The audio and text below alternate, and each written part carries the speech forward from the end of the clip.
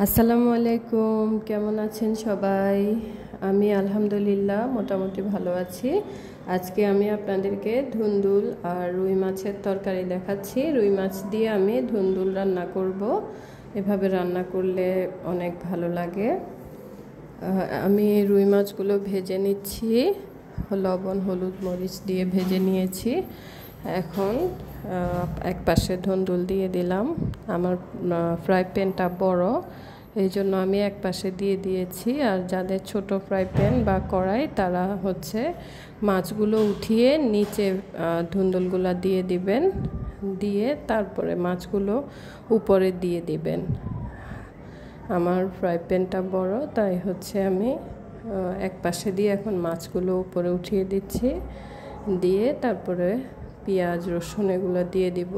এভাবে আসলে রান্না করা, শরীর ভালো না লাগলে, তারপরে হচ্ছে কোনো কাজে ব্যস্ত থাকলে হুটহাট তাড়াতাড়ি এভাবে রান্না করে ফেলতে পারেন।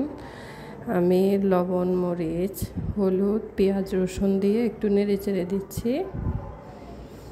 পানি দিয়ে দিব, ছোট 2 বাটি পরিমাণ পানি দিয়েছি। পানি দিয়ে এগুলোকে নেড়ে চেড়ে দিচ্ছি।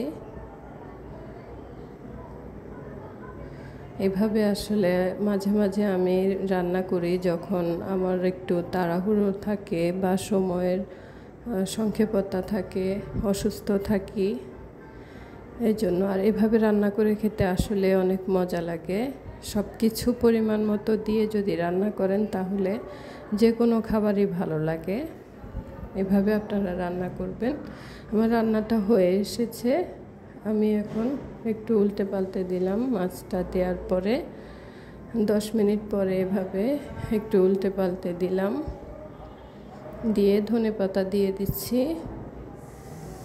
মাছগুলো সবজিগুলো হয়ে গেছে। এই যে দেখুন, আগুন বন্ধ করে দিয়েছি, নামিয়ে ফেললাম। কেমন হয়েছে বলবেন, ভালো লাগলে লাইক কমেন্ট শেয়ার করবেন, আমার পাশে থাকবেন। আল্লাহ হাফেজ, আসসালামু আলাইকুম।